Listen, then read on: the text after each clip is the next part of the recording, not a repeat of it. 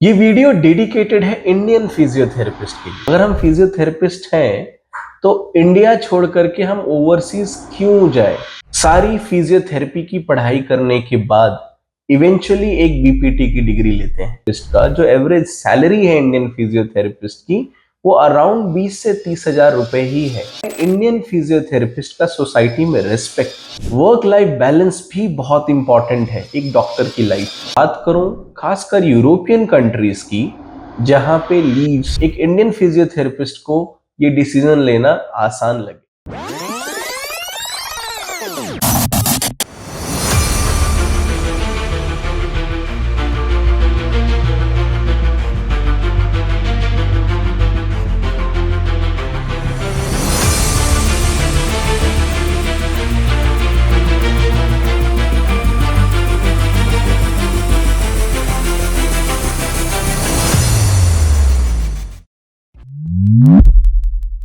Spark overseas की पूरी team ने एक स्पेशल फिजियोथेरेपिस्ट सीरीज अरेंज किया है इंडियन फिजियोथेरेपिस्ट को हेल्प करने में, ताकि उन्हें क्लैरिटी मिल पाए इवेंचुअली अगर वो ओवरसीज का प्लान कर रहे हैं तो क्या क्या स्टेप्स हैं, क्या एलिजिबिलिटी हो सकती है ओवरसीज जाने के लिए, क्या आपकी सैलरीज होंगी एक बार आप ओवरसीज में जाते हैं जॉब के लिए, तो सैलरीज के साथ साथ टैक्स स्ट्रक्चर क्या है। इनफैक्ट अगर आप एक लंबा करियर ओवरसीज में प्लान कर रहे हैं तो आप स्टार्ट कैसे कर सकते हैं। तो शुरुआत करते हैं हमारे पहले और सबसे इंपॉर्टेंट क्वेश्चन से। इंडियन फिजियोथेरेपिस्ट को ओवरसीज क्यों जाना चाहिए काम करने के लिए? इंडियन कैंडिडेट्स अपने जीवन के 4 बहुत इंपॉर्टेंट ईयर्स खर्च करके सारी फिजियोथेरेपी की पढ़ाई करने के बाद इवेंचुअली एक बीपीटी की डिग्री लेते हैं। इस डिग्री के आने के बाद इंडियन फिजियोथेरेपिस्ट इवेंचुअली जॉब के लिए एप्लीकेबल या फिर एलिजिबल होते हैं। सबसे इंपॉर्टेंट मुद्दा एक जॉब करने का जो है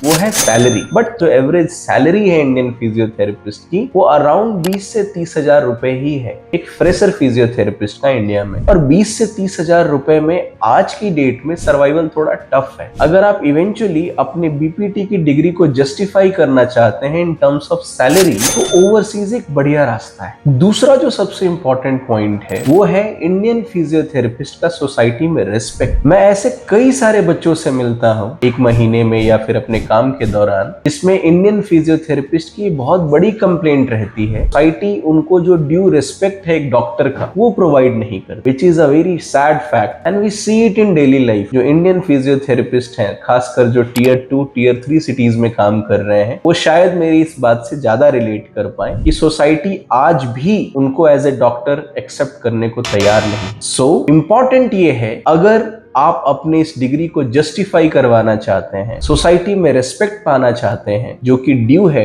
इंडियन टियर 2 टियर 3 सिटीज में, तो ओवरसीज जरूर ट्राई करना चाहिए। नंबर 3, सैलरी, सोसाइटी का रिस्पेक्ट ये तो इंपॉर्टेंट है ही, इसके साथ साथ वर्क लाइफ बैलेंस भी बहुत इंपॉर्टेंट है एक डॉक्टर की लाइफ में। एक सैड रियलिटी है इंडियन हेल्थ केयर सिस्टम के साथ कि जो हमारे डॉक्टर्स हैं खासकर इंडियन फिजियोथेरेपिस्ट, उनका जो वर्किंग आवर्स है वो कई बार 13, 14, 15, 16 घंटे तक का होता है हॉस्पिटल में, जो कि बहुत मुश्किल है सर्वाइवल के लिए। So what I prefer is salaries and respect के साथ साथ अगर वर्क लाइफ बैलेंस आपको एंजॉय करना है, यानी कि आपके पर्सनल और प्रोफेशनल लाइफ में बैलेंस अगर आप चाहते हैं, तो इवेंचुअली आपको ओवरसीज या फिर अब्रॉड जॉब का ट्राई करना चाहिए। इसके साथ साथ अगर मैं बात करूं खासकर यूरोपियन कंट्रीज की, जहां पे लीव्स छुट्टियों को काफी प्रेफरेंस दी जाती है, अगर आप छुट्टियां एंजॉय करना चाहते हैं तो भी ओवरसीज एक बढ़िया ऑप्शन है। जुड़े रहिए हमारे इस वीडियो के साथ, हमारे इस फिजियोथेरेपी सीरीज के साथ,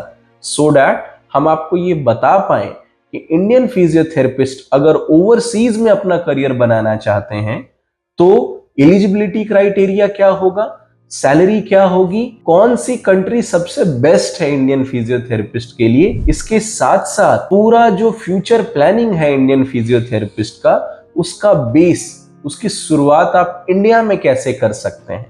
हमारे चैनल को लाइक, फॉलो, सब्सक्राइब जरूर कीजिए सो दैट हमारी वीडियो की नोटिफिकेशन आपके पास सबसे पहले पहुंचे। Thank you so much for watching.